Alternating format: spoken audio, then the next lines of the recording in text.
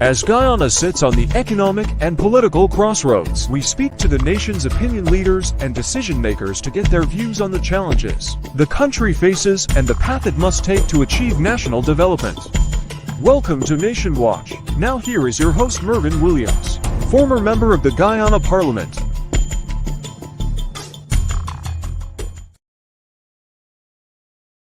And welcome to Nation Watch. It's Sunday, April 7, 2024, and we're going to have a conversation on another crisis in the Cooperative Republic of Guyana. I want to first thank you all for joining us from wherever you are, and trust that as you usually do, you will stay with us for the duration of the program. Life in Guyana is worse under the People's Progressive Party. Rice is in trouble. Sugar is in trouble. The energy sector is in crisis. The cost of living is really bringing citizens of this country to their knees. Farmers are dumping hundreds of pounds of food, baigan as we call it, okra, bora, all these things are being dumped. Why? Because they're being produced and people are not capable of buying them. They lack the resources to buy these items to put on the table for their families. So the farmers are suffering even as the consuming public is suffering. We're moving from one crisis to the other. But today we're going to be discussing the crisis, the energy crisis in this country, the Guyana Power and Light, or lack thereof. And we're going to explore some solutions. And I have a very special guest with me here to discuss this issue. But before I bring in my guest, I want to show you how the situation at GPL is described by the facts, the crisis at GPL. We go to a short video. The situation is bad. There's no sugarcoating this. That's Bart Jagdeo describing the GPL crisis.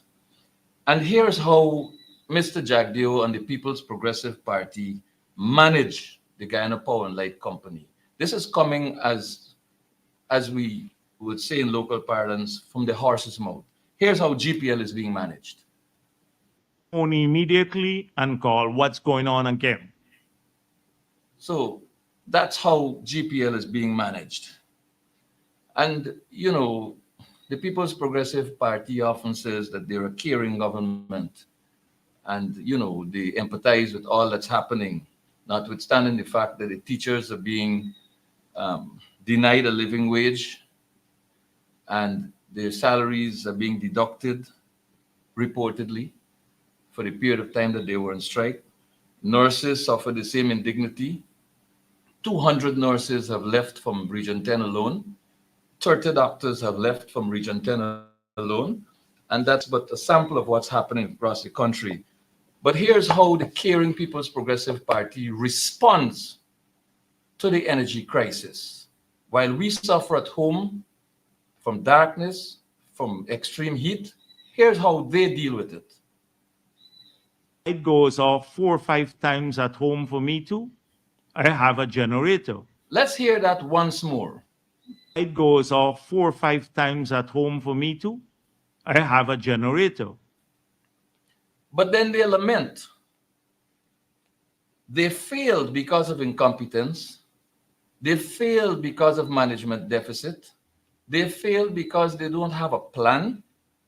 And here's how they apologize to the nation. We lost a major opportunity to change out all of these old units.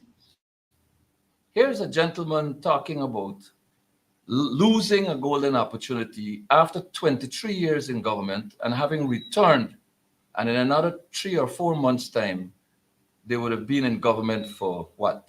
An additional 4 years. Let's hear that again. we lost a major opportunity to change out all of these old units. Now, the People's Progressive Party, specifically Mr. Jagdeo and Dr. Ashni Singh, have laid blame squarely at the feet of the APNU AFC for the crisis. Dr. Singh in, I believe it's the Guyana Times, and Mr. Jagdeo at one of his famous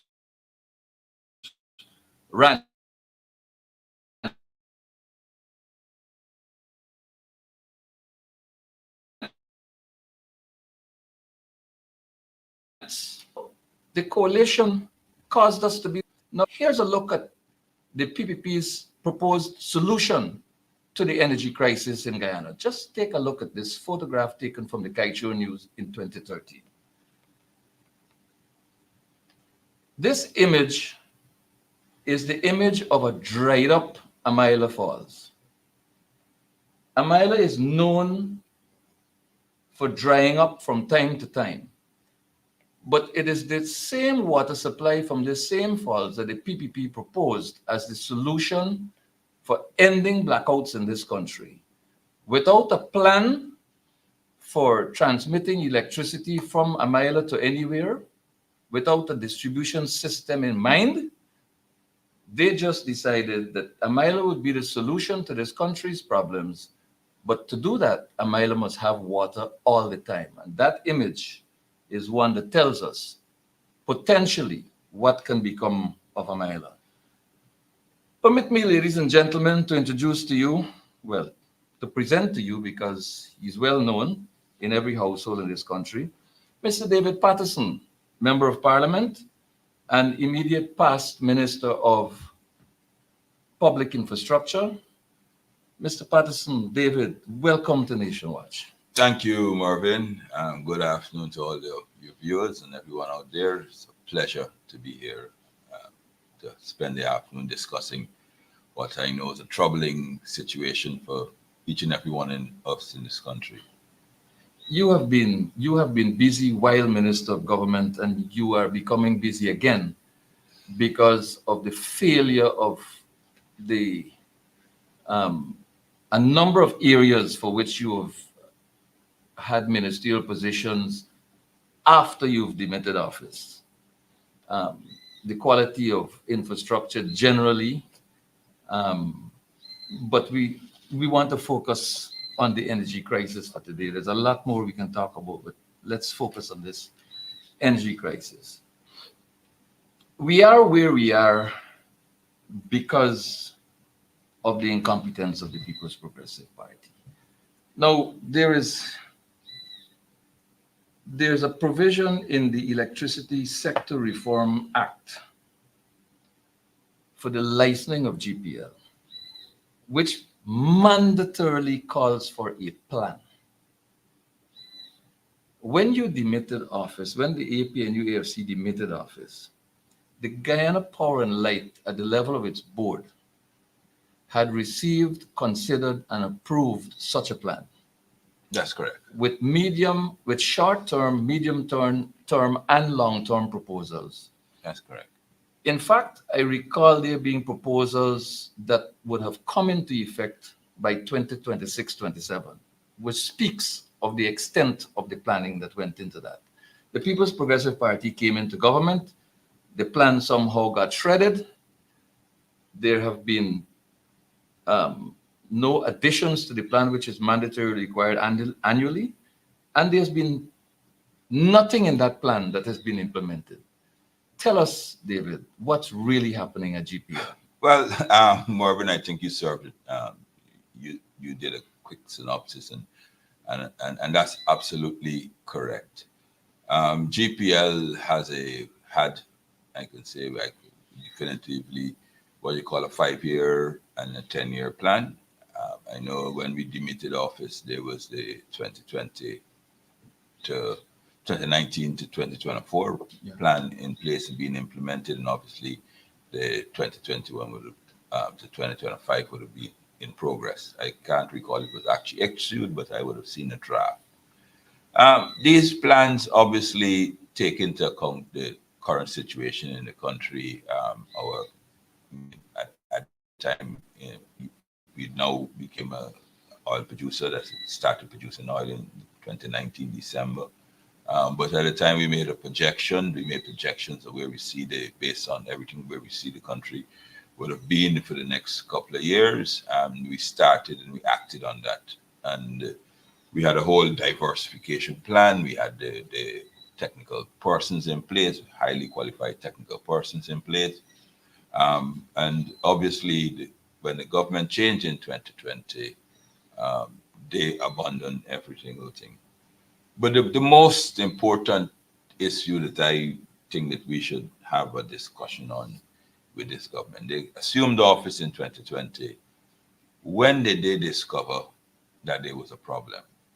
Because obviously they've been in office, as you said, just short of 4 months, a couple of months short of 4 months. And then having discovered that there is a problem, what did they do? I think these are the most important questions you have, because there's a plan, they abandoned it, they put no additional plan in place yet. So obviously the company would have been just freewheeling without a clear direction. At some stage, they would have realized that doing nothing, the liturgy in which they were operating on, is a problem. When was that? And having recognized that they have an impending problem, what would they have done? So I think those are the questions that needs to be answered. And then when those questions are answered, what will they be doing? I mean, we have several proposals, and we would like to urge them to look back at what we were doing, and because they're quite feasible and they're financially viable, more than financially viable, because remember, we would have done all these projects, all these plans without a cent of oil money. Now our largest budget was 380 something billion. We're at the 1.4 or 1.14 trillion dollars, which is 4 times the amount of money that we would have had. So obviously you would have thought that, with all that money available to them, money would not be the issue. It's obviously a fool and his money are off-parted, necessarily, and we're seeing that now at the moment. David, the short-term plan that the coalition left for GPL spoke of the implementation of a 46.5 megawatt additional generation by 2020, which in fact I believe you had accomplished before demitting office. Correct. And a further 55.2 megawatts by 2021. Correct. The People's Progressive Party decided to procure generators capable of producing only 30 megawatts. Well, 28, the claim is 28 megawatts. We could round up and be generous. 30, right. So let's keep it a round numbers then. Which is way below what is immediately required. And 4 years late. And 4 years. And 4 years late. Because the 50 megawatts, 55 megawatts we were talking about should have been here by 2021. So therefore, so you wouldn't have had a cushion. So they bought less and took a longer time to even procure, to implement it. And up to now, the 30 is not 30 because it's not functioning. And now we have a bigger crisis where 3 crankshafts, or the crankshafts of 3 generating sets, are reportedly damaged, and so 3 of these sets are out, and the newly acquired second-hand ones have not yet been installed, reportedly because they are not in the condition to be installed. They're not operable at this time. What's happening as far as your information goes inside GPL, and why particularly do you believe this, particularly the short-term aspect of this plan, which is immediately necessary, has not been activated? Well, from inside GPL, I must, and they've asked me to make a clear distinction between the staff and the management. The staff said that they're working seriously around the clock, of course, with little compensation, as this governs one, as opposed to the management, who were all brought in, installed by the PPP. Most of them have zero idea what a kilowatt is. zero idea how electricity is generated, produced, or distributed. They just got the job because of obviously their party affiliations. So I want to make a distinction. So anything I say after now, folks, I want this distinction between the staff and the management. What has happened? Obviously, they stopped everything because on August 2nd, 2020, we would have already procured the 46.6 megawatts in which I was explaining to you there. And we already went out for a bid for the additional 55 megawatts. Folks, you got to understand that generators are not things you buy off the shelf. You have to go to a manufacturer and they have to manufacture it to you from scratch. So we went out. The bids were supposed to be returned for the 55. They were supposed to return on the 1st of September 2020, but obviously the government changed a month before and they scrapped it. And COVID as well. COVID, but these were online bids, so we could have received them. And obviously it takes a year, 18 months between the bid and the final product being installed. They scrapped that process. They scrapped every single thing, every single plan, almost every single plan the coalition had in place. So 1 second. So 55.2 megawatts should have been here in 2021, having been prior arranged and contract sealed. Correct. Well, the contract wasn't sealed. I mean, it's supposed to be. The negotiations were settled. So the bids were there, but they scrapped the process. So having scrapped the process, you would have thought, well, they would have done an alternative. They would have some other solution, but they did not. They were very enamored with the new sets that we bought, which is early 2020, late 2019, early 2020. I mean, and those new sets were good enough for what the power demands that we needed in 2020 and early 2021. So having seen these new sets there, they said, okay, let's not do anything. Let's just feather our nests. Let's do their own propaganda. And then what happened? They did nothing. They fell into a lull. They had no plans. They did nothing in 2021, 2022. Mid-2023, everything started catching up in them. You know what I mean? They blamed climate change last year, August, saying that people are buying air conditionings and turning it on. That's why they have a shortage. That's September, August of 2023. Now, that was when, in my opinion, that they figured out that they're in deep doo-doo without a paddle. So that is when they scrambled around on board these second or third handsets from somewhere in Honduras. That was in August 2021, having done nothing. Obviously, the sets that they bought are being laying around in some yard in Honduras. We don't know the condition. They weren't working, right? They weren't new.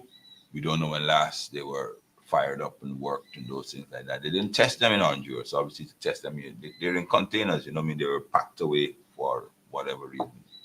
And they brought them to Guyana and they promised us in November last year that they will be installed. Then they said they would be installed for Christmas.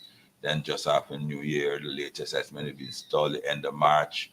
And up to now, they haven't been installed because obviously they underestimated. The other problem that they have with the generators is that these generators are not meant for base load. Base load is what is the base of our power generating system. These generators are more suitable as backup powers. You know what I mean? So they've now taken backup power and tried to base load that. On top of that, they stopped doing maintenance. All of these things mean when pre-2015. We were in the exact same position when we took over. Several sets were done. They did not do any maintenance to them on time. They ran them. I mean, a generator runs on. It's like a car. Everybody knows how if you have a car, it services every 3 months or every 3,000 kilometers, whichever comes first. Same thing with the generator. It's supposed to be serviced, I think, every 100,000 running hours. 100,000 running hours came and passed, and these guys in charge just were interested in PR and going to cocktails and spending money and traveling around the world. So eventually, they it all caught up with them. I mean, if you have a car and you run it for a year without changing the oil and the filters and things like that, it will break down. So that is what has happened to them in the last month and a half. Kingston 1 sets are broken crankshafts, the alternators which power them, they broke down. So we have lost, the whole grid has lost about 30 megawatts, 30 to 40 megawatts. And then the new sets that we bought in Garden of Eden that supposed to be the super function one are not functioning well. So there's a shortage and they have no clue. The containerized ones that they bought aren't working. And even if all of them are working, you still be short because that only produces, say 30, you give them very generously, but we're short 40. And every day it's increasing, you know what I mean? So we will be in a period of load shedding. They can call it what they want, energy conservation, whatever they want to call it. Generally, that's what's going to be happening from now, at least for the rest of 2024. So, David,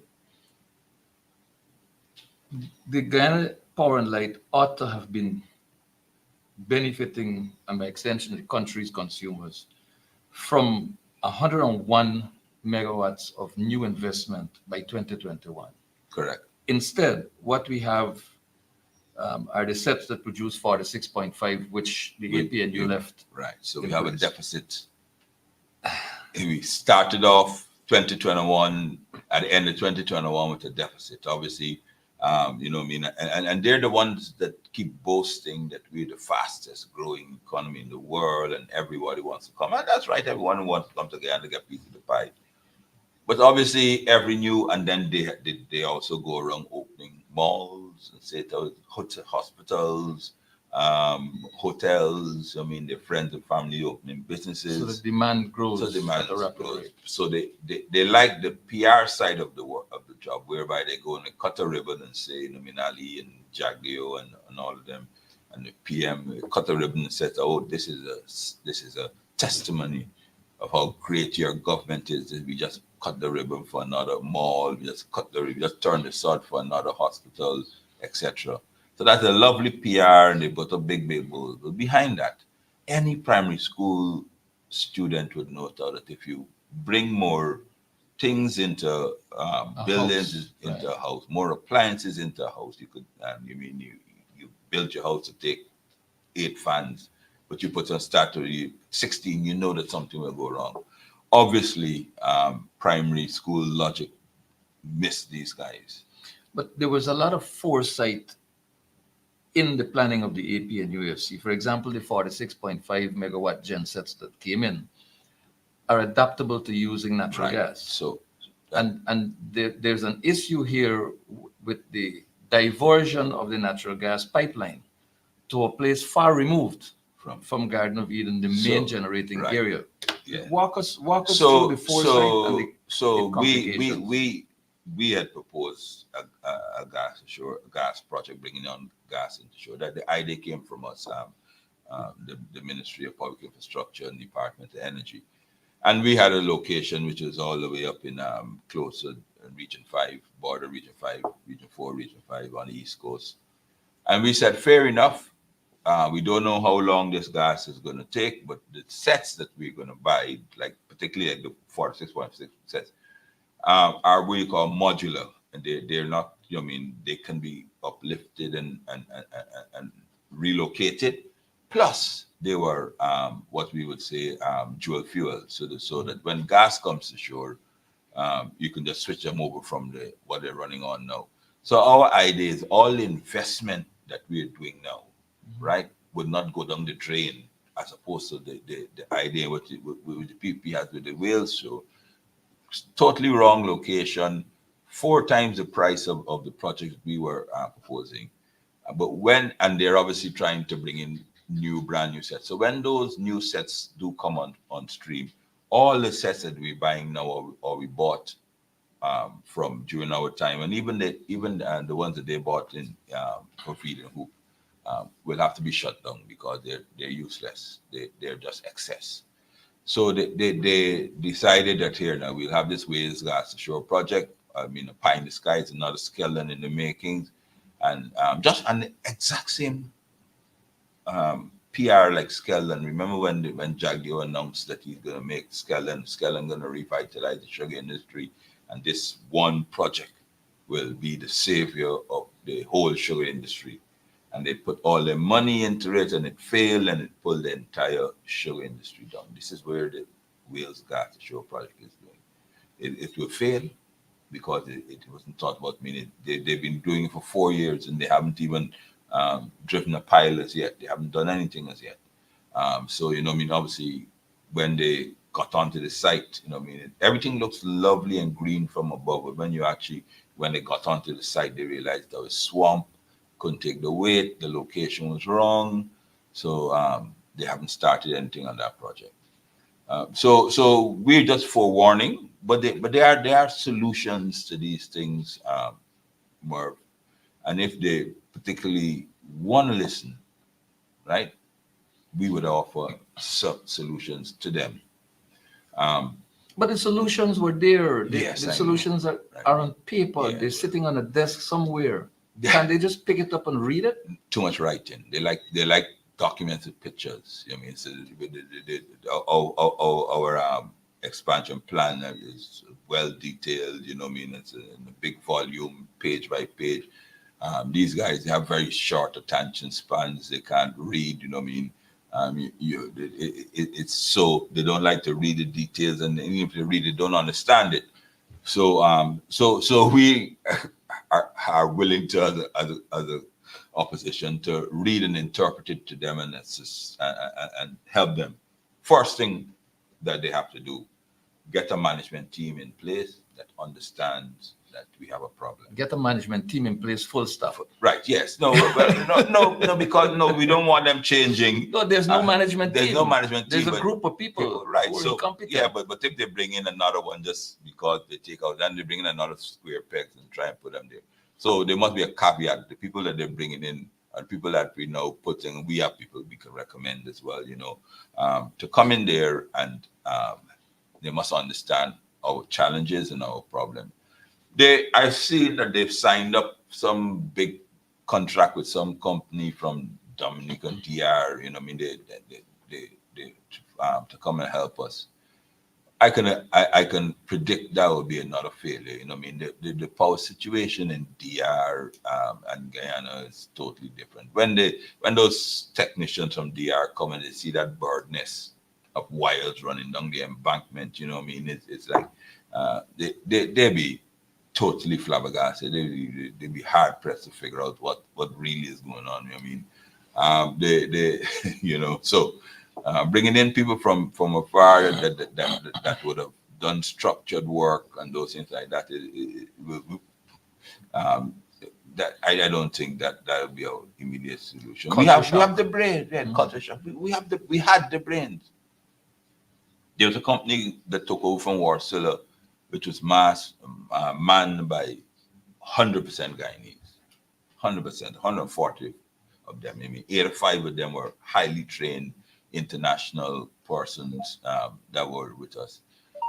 As soon as the PPP came in, they fired the top management, guys with, I'm talking 20, 30 years experience in power management, because they said they were super salaried. I mean, you're bringing back people from that are internationally recognized and wanted to internationally. Fire them. Went in the board and looked at it. Said, oh gosh, these guys are earning too much. You know, so they just like how they do the teachers, and so they don't equate the value, your skills and responsibilities to your remuneration. Fire them. All the guys were fired. Every one of them just left the country and are employed in international power and earning more. And earning more, right? But that's the type of persons that we have. I mean, unless you are a friend and family for them, I mean, earning a decent living is considered super salary. While the corruption that is going on here, you know, I mean, they have no problem with that. They have a problem with somebody who they perceive to be brought in by the coalition, irrespective of how well qualified he or she is, should not be earning more than minimum wage. And if you earn over the minimum wage, you send them away. We're discussing, this is Nation Watch, and we're discussing GPL. We're looking at solutions. And Nation Watch is engaging David Patterson, Member of Parliament and immediate past Minister of Public Infrastructure. David, the plan left by the coalition envisaged and practically worked out administrative, finance, and operations wise. Yeah. The doubling through new investment of our power capabilities by 2023. Yeah. We envisage by 2021 101 megawatts. Correct. And by 2023, 221.7 additional. Correct. What is our capacity now? What is the level of our demand in your estimation? And how would life have been better off had we followed this plan to arrive at new investment, giving us an additional 221.7 megawatts? So when the PPP came to office in August 2022, the country our peak generating power was 180 megawatts. Mhm. At the end of 2023, the country's peak generating power was 185, 5 megawatts in 4 years. I mean, that's like, and a megawatt, folks, is like one of those green gen sets you see powering a building. That is one. Mm-hmm. So they did absolutely nothing in the 5 years. Even the sets that we put in, they did not maintain, so that they are no longer functioning. So therefore, we are right now only have about 150, barely mid 150 at maximum reliable power now. We short 30 to 40. Demand is increasing every single day. No provision for downtime for maintenance. So we actually regressed as a country instead of progressing. The only thing that progressed, like you can say, is the money from the oil, but we've regressed into it. I mean, and if you look at it, take a step back and you look at it, not only the power sector, the whole country. What have they really done with the money that they would have received from 2020 from the oil production we left there to now? Water. I mean, the people on the East Bank can tell you as I speak now, they have no water. Several areas are out of water. Of course, GPL, as we're talking about, is there. You know what I mean? Powering the pumps to GWI. Powering the pumps to GWI. The wells are not there. You know what I mean? Because they haven't maintained them. I mean, the water's coming out, because if you maintain them, the water comes out, it won't be so brown. It's almost like we're drawing mud. You have to change the filters. You have to do clearing and those things like that.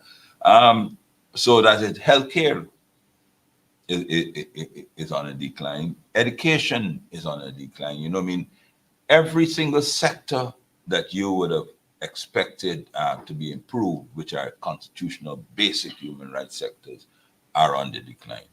So persons have to sit down and in their own time reflect, what have the PPP done with this tremendous amount of money that they would have received from 2020 to 2024. But David, if you pause there for a second, this plan that the coalition put in place and started to activate, actually activated, yes, envisaged a massive expansion in the energy sector, but drew on its financial side resources that are purely non-oil. Correct. So that if in fact you were in government now and you had the benefit of the revenues from oil, I mean, you could have accelerated the implementation of that plan. But here we are at 2024,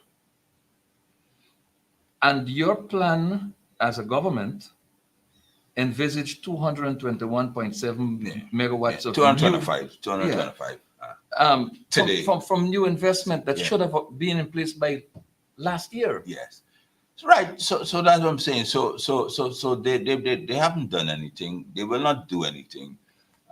It takes about a year to get, as I was saying, to get a proper generating set. You know what I mean? I would probably say to them now to go and try and procure proper generating sets at the moment. Instead of second-hand ones. Dual fuel, so therefore, when they come, we can power them by natural gas. I would dissuade them. We're hearing rumors that they're going to buy some third-hand sets from Brazil, and I even heard a rumor just yesterday evening that they're considering bringing in a barge, a power barge to hook up to the grid. I mean, right now we are what you call so there are men like the famous Sue, Jagdeo Sue. There are men like those middlemen coming in, scurrying around the globe for second-hand, third-hand things, generating sets, and sending in proposals to them. They're so desperate they'll be accepting one of these second, third-hand generating sets. It's not long-term, not sustainable. It's quite expensive. Immediately available, but no good. No good. Just like the ones in Orange George. They were sitting in a yard, in a scrap yard, in a storage yard. I mean, so they were immediately available. You know what I mean? So that's what they can do. It's almost like when they went to buy if you could remember, the water cannon. Oh yes. They bought a water cannon immediately available, and Roy bought it, set out immediately. It never worked. So that's exactly what is going to happen to us. Go to the manufacturer. This is exactly what we went to Warsaw for the 46, and we said to them, these are the units we want. How can we get the units in 6 months' time, in 5 months' time? They said, listen to me, this is it. We had an order, because we had an order. You are in a queue, but however, we can bring you up in the queue if you pay a premium of 5%. And we did the premium 5% to ensure that's how we were able to beat COVID. You have to go to these manufacturers, Caterpillar and those things like that. I mean, they're persons canceling orders. They're persons, they're making new gen sets at the moment. So you go to them, buy it, make sure it's dual fuel, make sure that they can be run off of natural gas, and put it in a location whereby and run it and start running it. Going around doing these small stopgap issues, waiting on this silver bullet you call the gas to show project in Wales, will not help us. Especially in the absence of a distribution system. In Distribution system. I mean, we spoke about another issue. I mean, I don't want to bring up too much. I want to look forward, but 2018, we applied and it was just about for 110 million US dollars to build a whole new grid. Whole new meaning, of course, people talk about, I talked about the bird nest and so forth. By then, that's late 2018. By 2019, it was approved, in the process of being implemented and those things like that. COVID came, so that delayed the start of it. PP came back and shut it down. So if they had even just, and the only reason they shut it down, it wasn't because it was needed, it was because it was an idea brought to by the coalition. And they have this fear and paranoia. But David, that if you continue a idea by the coalition, that people will say, oh, that government had far better ideas than you. But so they kill it. But it's ridiculous, because they're still running with Burnham's, Onverwacht, and Garden of Eden set up since the early 1970s. They still run with MMA and those things like that. But they wanted to portray this impression that the coalition had no idea, the coalitions could not do anything good and those things like that. I mean, it's one of their mantras that they carry to their party. So the mere fact that you could have been ahead of this by now, we could have sorted out our grid and those things like that in 2 years' time, 2020. By 2022, we'll be better, not perfect, but on the way, a good way along the way then. And that somebody will get up like I am now to say that, oh, well, that's the coalition. They're mortally afraid of that, so they canceled that entire loan. That whole process, it took 18 months to do the design and just wait to be implemented. Okay, if you're going to do that, you have to replace it with something. And they did absolutely nothing. They got rid of it, and then they have the talking, the bobbing heads in Parliament who say, oh, yeah, no, nothing. And they're talking it. They have to bring that back. Let's continue to look forward in this conversation here, David, with time running very swiftly away from us. Ladies and gentlemen, the APNU AFC had a plan. The plan still exists. The People's Progressive Party has abandoned the plan for the development and expansion And have not put anything. and have not replaced it with an alternative. This plan envisaged, realistically too, may I add, that from non-oil resources, non-oil revenues, new investment in the Guyana Power and Light by 2026 would have resulted in 424 megawatts of energy being produced, power being produced. 2.5 times what we have now. What possibility anywhere close to this Well, by 2026? I don't think so. It's not remote possibility, but Mervyn, I mean, 2026 seems a long way off for the citizens who have no power now, right? So that is my big issue. What is going to happen for the rest of 2024, right? You know, what I mean, there's no, they can't get to 2026, but to get 26, you have to pass through 2024. You have to pass through April, May, June. You know what I mean, and then you get into the really hot months of December, August. Remember, till last year August, we had a major issue because of the shortfall. Now we starting support the cooler months. Get that amount of power by 2026. However, right, what are they going to do to get us through 2024? 2025, let us start with the very, very immediate issues that we have now. Blaming the coalition, well, not power generation. I mean, hot air, although if you harness it right, you can make it into power, but that would not power. Yeah, you harness it correctly, and they're full of it, but they don't know how to harness it. That will not. Might get a lot of propane. A lot of propane. Yeah, they produce a lot of that, right? So that wouldn't get us through. They have not even. I mean, I can recall in 2016 when we came in, we were the exact same situation. All the sets were done. We were having dieting. I instructed the board. I said that you have to go and face the press. Two chairmen of GPL during my period was Robert Badal for the first half and Raw Lucas, sorry, for the second half of the 2020. I said, you have to go and face the people. You have to convince them that you have a plan, because, I mean, obviously, I'm the minister. We've given you all the resources you want. We brought in persons. We brought a new CEO from Jamaica, a fellow named Albert Gordon. We went to advertise internationally in the journals you hear about, in the Financial Times, the Business Insider, on the international links, and then we hired a company, PricewaterhouseCoopers International. They did the screening, they received the applications, and they recognized.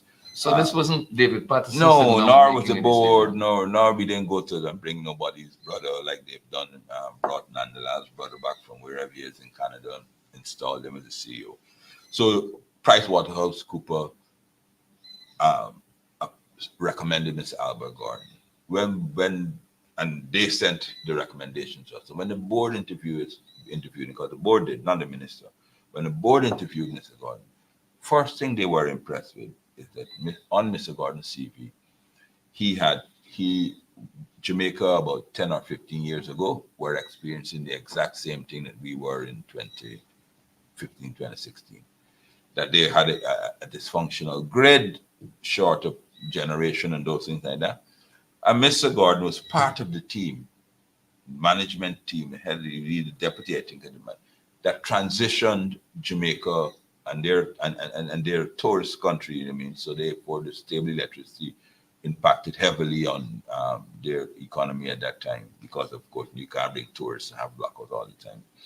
And he was part of the team that stabilized and rationalized and modernized Jamaica electricity. And we said, well, fair enough, you did it in Jamaica. Man, they obviously, and they produce. We were just like 150 at the time. Jamaicans were producing almost 900 or old gigawatt of electricity. So they were like 4 or 5 times. Said if he was able to do that at a larger scale in Jamaica, let him come to Ghana. Came, hired, started to work, and everybody knows. I don't have to tell you how much better the system was. As soon as the PPP came in, they fired him. A man hired on an internationally recruited thing. Nothing to do with me. I never met Mr. Gordon until the day he was introduced by the board. Never met him, never saw him, but I just saw the reports from PricewaterhouseCoopers Advisory Service, and it was very impressive. They didn't even take the time to sit down and say, well, Mr. Gordon, so they said, no, you came in the coalition, doesn't matter how qualified you are, out. And then they brought back in Mr. Dindayal, who they had previously fired. Yeah. And so we have to change the management team. I mean, the men, I mean, the deputy CEO for GPL, I think his name was Marshall, they fired him as well, got rid of him. So all the guys with technical experience, they got rid of. So we have to go back and approach. But the guys are out there. We got to approach, try and speak to their patriotism and ask them once again to make the sacrifice to remigrate, because they know the system. They have tremendous experience. They're Guyanese. Try and get them back immediately. They would be the easiest route to get these guys that left so bitterly to come back immediately and help these guys, because these guys are obviously, the management team are obviously out to sea at the moment. David, the People's Progressive Party appears to have a 3-point approach to the energy crisis in Ghana. 1, Amailo Falls, which is a dead issue. Oh yeah. 2, removing large consumers, manufacturers from the grid at a certain peak time. And 3, cussing out the coalition. Yeah. What would you advise the People's Progressive Party as an alternative, much needed, better approach to solving the problem? So electricity, like water, like human rights, is a fundamental constitutional right. You know what I mean? So cussing the coalition, who are part of the government, the opposition and the part are part of the governance structure, cussing us out and forgetting that you were there for 23 years before 2015, and you were there 4 years after 2020. So therefore, obviously, you have to take responsibility for your lack of work in the 23 years, as well as responsibility for your lack of work in the 4 years. And don't just concentrate on the coalition years, which were better than yours. You have to now obviously go back to basics. We have a plan. We had a plan. We need additional power. Go and get it, and go and buy it correctly. You know. Let me. And when I say correctly, I want to give your viewers an example of what used to happen and what can happen with GPL. When we came in, when we took over in 2015, it was a major procurement scandal in the country. They claimed that they would go for public procurement. They go through advertise publicly. So when we got in, you heard they had enough spares, they have enough this, they had enough that. I mean, so they were well stocked.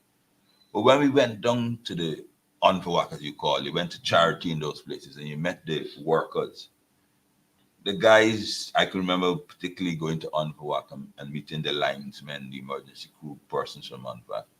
And the first thing it is, one of the elder senior men came up and he said, Minister, and he took up his safety boots. His safety boots were strapped with duct tape because it collapsed. And the company has a policy, it gives you 2 safety boots per year, half year, right? 6 months, every 6 months giving you. On GPL books, they bought safety boots. What? No, yeah. But they went and they bought it from one of their friends. I mean, I don't want to call the person. One of their friends, and he went and I don't know what, I mean, even the Chinese produce better than that. So he went and charged us the full price, and they bought a fourth quality, looks good, safety boots, broke up in an hour, within a month. So we're sending our workers to go and deal with high voltage, and they have to strap up their boots with duct tape to keep it functional. That's exactly what's started to happen again. You know what I mean? You say it how you're going out, just like these generators. You say you're going to go out to get a tender, but you award it to your friends and family for extravagant money, but the quality of what you get is questionable. So we're asking them. So what our board did when we heard it is through the safety boots. They went to the manufacturers of the best safety boots. I can't remember what the company name in the world for electrical. The safety boots for construction, but for electrical work, they went to the best. And they said, listen to me, we will buy directly from you. We don't want any middleman here and something like that. We have a contract direct with you. Mm-hmm. And they bought, and that was what was going on. So we cut out all these middlemen that come with these inferior products. And you did the same with the gensets. Did the same with the gensets. We started because we recognized that that's where the flaw. There's a big flaw in the meters. There's a big flaw in line hardware, and it was an eye opener. Everyone can remember. I'm sure everybody. They call separators, isolators. When you look on in the old days, when we used to look, there used to be ceramic, those brown things, and they're now the GPL under the PP started bringing some plastic ones. Well, now they're using a piece of wire. That's what they use in my house. A little piece of wire hook. So it used to be, so we started ceramic one. Yeah. Then they started bringing plastic cheaper that started burning out. And obviously what it causes the wire to overheat, the wires to touch and those things like that. We said no, back to basics. Went back to the company, I think it's ABB, I think with manufacturer, I can't remember where it was. We're buying these things from you. We're not going to get these El Cheapo, El Frenzo things. We buying. So those little things started cutting out the minor issues. You had major issues, but the minor irritants in the system, you got rid of them by putting quality products in from the manufacturers to the highest specification. So you didn't have to worry about those little irritants. They've gone back to that again. They've gone back, to bringing middlemen submitting, and they're claiming they've done it through public tender. But if you don't, you can go to public tender and you can go and get a Chinese version of a generator. Cheap, looks good, brightly painted, but it doesn't function. In 3 minutes, David, what can the coalition, or what does the coalition commit to the energy consuming population when it returns to government after the next election? Exactly what we started out to do. Give you reliable, affordable electricity. Reduce blockouts, reduce loss. Right now GPN loses 30% of their power generation through theft, through commercial. And when I say commercial, you know who are the big commercial users and who they're aligned to, and that they steal the power. And those off the grid too. And those off the grid. So we had a program of bringing people onto the grid. All those persons that couldn't qualify and those things, and we would incrementally ensure that you get reliability. We will not put all our money into pie in the sky dreams like Wales Gas Assure. The Wales project. If you have a single source of power generation that they want to propose, what happens if that goes down? Mm-hmm. What happens if you have a freak storm and a lightning strikes the district? Or what happens if an anchor pulls up a pipeline? A pipeline.